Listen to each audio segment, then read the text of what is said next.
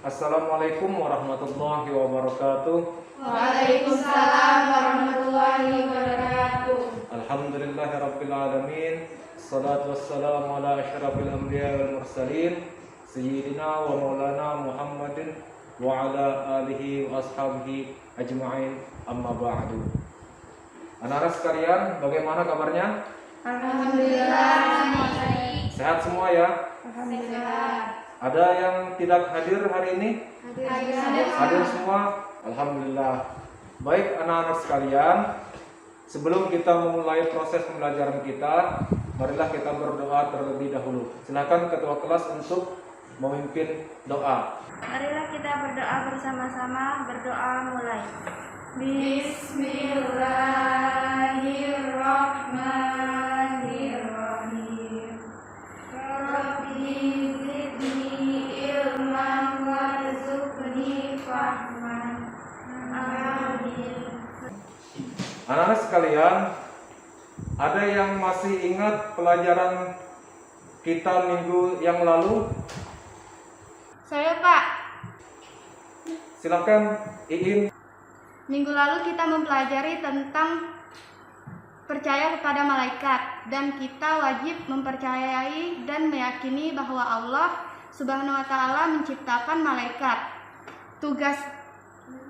Yang bertugas mengatur alam semesta dan tugas tertentu. Baik, terima kasih Iin. Jadi minggu lalu kita telah mempelajari iman kepada para malaikat. Anak-anak sekalian, iman artinya kita meyakini dengan hati kita, kemudian kita mengucapkan dengan perkataan kita, dan kita implementasikan keyakinan kita itu dalam tindakan akan kepercayaan kita kepada malaikat. Dan kita meyakini bahwa malaikat tersebut diberi Allah Subhanahu wa taala tugas-tugas tertentu. Misalnya Raqib dan Atid. Raqib dan Atid, ada yang tahu tugasnya? Tugas Raqib dan Atid adalah untuk mencatat amal baik dan amal buruk.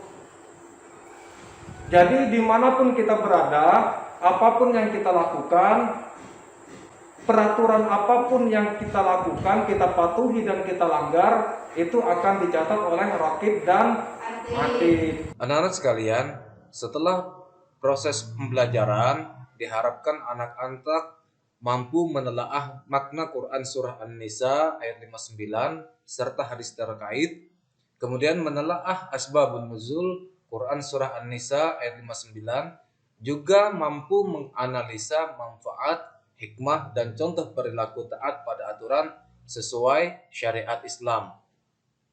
Sekalian, hari ini kita akan mempelajari Quran Surah An-Nisa ayat 59, yaitu berkenaan dengan taat akan aturan atau taat pada aturan.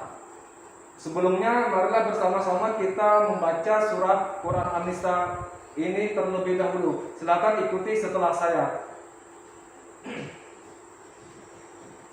A'udzu billahi minasyaitonir rajim.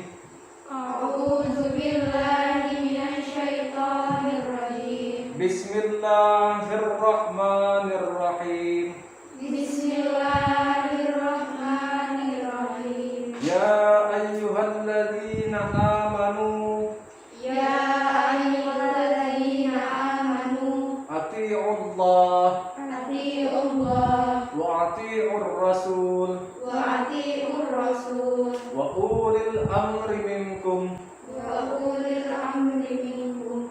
Fa in tanaza'tum Fa in tanaza'tum fi syai'in fi syai'in farudduhu farudduhu ila Allah ila Allah war rasul war rasul in kuntum in kuntum tu'minuna billahi tu'minuna billahi wal yawmil akhir. wal yawmil akhir. Dzalika Dzalika khairun wa ahsanu khairu wa ahsanu ta'wila. ta'wila. Baik, siapa yang mau membaca ulang kembali ayat tersebut?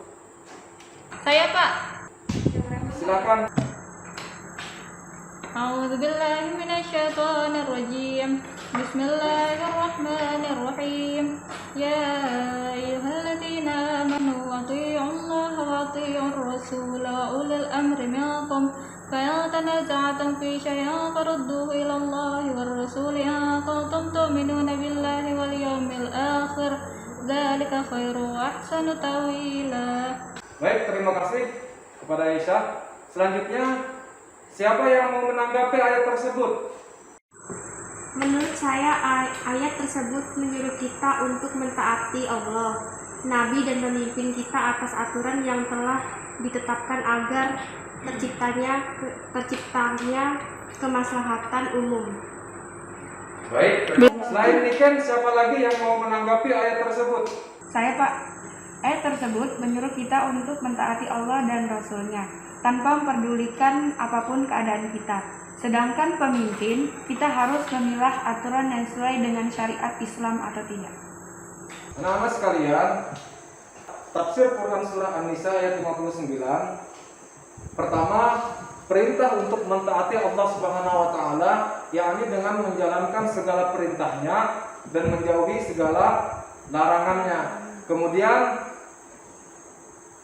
perintah mentaati Rasulullah sallallahu alaihi wasallam yang diutus dengan membawa risalah Allah Subhanahu wa taala yang wajib kita taati, karena mentaati Rasulullah sama dengan mentaati Allah Subhanahu wa taala.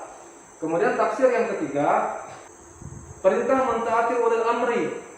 Para mufassir berbeda pendapat mengenai makna istilah tersebut. Oleh sebagian mufassir, ulil amri dimaknai sebagai ulama. Jabir bin Abdullah, Ibnu Abbas dalam suatu riwayat, Al-Hasan dan Mujahid termasuk yang berpendapat demikian, yang menyatakan bahwa ulil amri yang harus kita taati itu adalah para ulama. Mereka menyatakan ulil amri itu, para ulama itu ahli fikih dan ahli ilmu. Hadis ini dari Umar radhiyallahu anhu bahwa Rasulullah sallallahu alaihi wasallam bersabda, wajib bagi kita untuk mentaati seorang pemimpin, baik itu kita suka terhadap pemimpin itu ataupun tidak suka. Akan tetapi jika pemimpin tersebut menyuruh kita untuk melakukan suatu perbuatan maksiat, maka tidak ada kewajiban kita untuk mentaatinya. Kemudian hadis tentang aturan yang kedua yaitu hadis dari Ubaidah bin Samit radhiyallahu anhu. Rasulullah sallallahu alaihi wasallam bersabda, kami membaiat Rasulullah sallallahu alaihi wasallam berjanji setia untuk mendengar dan taat kepada pemerintah, baik ketika kami semangat maupun ketika kami tidak suka.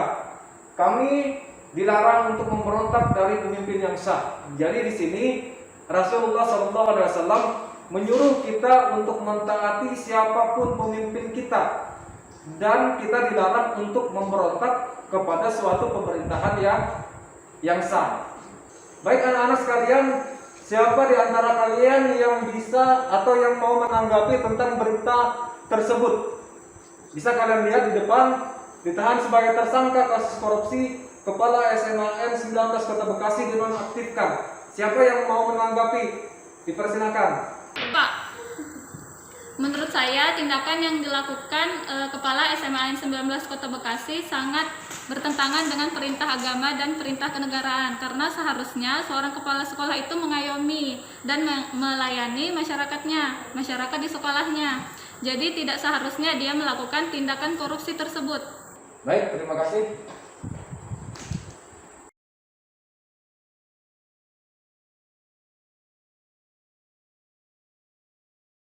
Untuk kasus yang lainnya, siapa yang mau menanggapi? Dipersilakan. Silakan Elsa. Apa yang dilakukan pejabat tersebut telah melanggar sumpahnya sebagai pejabat wakil rakyat.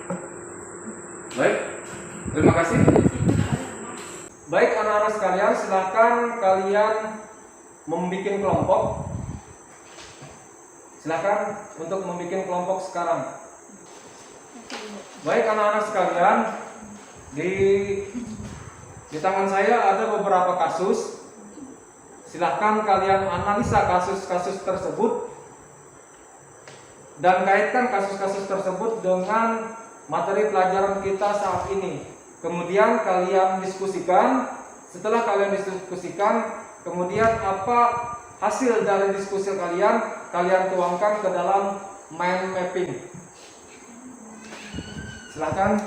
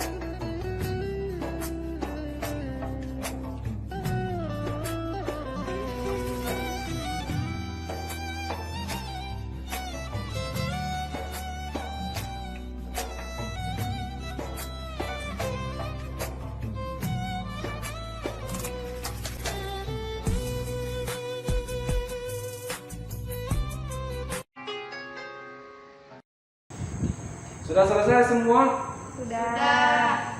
Baik, dipersilakan kepada kelompok 1 untuk mempresentasikan hasil analisa terhadap kasus yang telah saya berikan. Kepada kelompok 1, persilakan untuk ke depan. Baiklah teman-teman, di sini kita akan mempresentasikan tentang taat kepada Allah dan Rasul-Nya, dan kemudian taat kepada ulil amri. Nah, kita harus taat kepada Allah dan Rasul. Jadi taat tanpa tapi dan taat tanpa nanti. Nah, kemudian bentuk ketaatan kita kepada Allah dan Rasul, kita juga harus mentaati ulil amri. Siapa itu ulil amri? Yaitu pemimpin kita. Nah, kalau misalnya perintahnya itu melanggar syariat, maka kita tidak harus mematuhinya. Tetapi kalau misalnya perintahnya itu tidak melanggar syariat, maka wajib kita patuhi sebagai bentuk ketaatan kita kepada pemerintah. Nah, seperti itu. Terima kasih kepada kelompok 1. Dipersilakan kelompok lain untuk menanggapinya. Silakan. Apakah kriteria yang disebut dengan ulil amri? Jadi ulil amri itu adalah pemimpin yang mutlak diangkat baik secara syar'i maupun tidak syar'i. Bahkan pemimpin yang diangkat berdasarkan pemberontakan itu wajib juga kita ikuti. Nah, disebut juga seorang pemimpin, seperti itu. Baik, selanjutnya dari kelompok yang lain ada pertanyaan lagi. Saya, Pak, apakah boleh menaati pemimpin yang non-muslim? Para ulama berbeda pendapat, yakni ada yang mengharamkan dan memperbolehkan. Adapun yang memperbolehkan, mereka beranggapan kalau pemimpin seperti gubernur atau bupati itu hanya tansik, yakni menjalankan amanat Undang-Undang Dasar 1945. Baiklah, saya akan menambahkan. Jadi walaupun pemimpinnya non-muslim, maka kita juga harus mengikutinya, karena peraturan yang dipakai itu adalah bersumber dari UUD 1945. Nah, sedangkan kita tahu bahwa yang merumuskannya itu kan kebanyakan ulama. Jadi kita boleh mengikutinya baik walaupun pemimpin tersebut non-muslim, seperti itu. Terima kasih kepada kelompok 1. Kita berikan aplaus yang meriah. Silakan kembali ke tempat duduk. Anak-anak sekalian, demikianlah pelajaran kita pada hari ini tentang taat pada aturan. Sebelum kita mengakhiri proses pembelajaran kita, siapa di antara kalian yang mau menyimpulkan pembelajaran kita pada hari ini?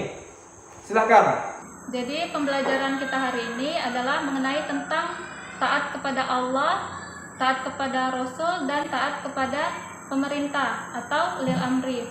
Jadi kita harus taat kepada ulil amri, baik kita suka maupun tidak suka. Jadi selama peraturan itu tidak melanggar syariat, maka kita harus mengikutinya. Dan apabila melanggar syariat, maka kita tidak wajib mengikutinya. Baik, terima kasih kepada Aisyah yang telah menyimpulkan proses pembelajaran kita pada hari ini. Anak-anak sekalian, silahkan dikerjakan tugas yang sudah saya bagikan. dan itu nanti dikumpulkan minggu depan. Kemudian untuk pembelajaran minggu depan kita akan mempelajari tentang kompetisi dalam kebaikan. Diharapkan anak-anak sekalian mempelajarinya di rumah. Sebelum menutup proses pembelajaran kita, marilah kita bersama-sama untuk berdoa. Silakan ketua kelas untuk memimpin. Marilah kita berdoa bersama-sama.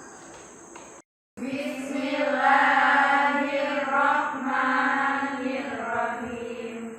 Subhanakallahumma wa bihamdika asyhadu an la ilaha illa anta astaghfiruka wa atubu ilaik. Akhir kalam, assalamualaikum warahmatullahi wabarakatuh. Waalaikumsalam warahmatullahi wabarakatuh.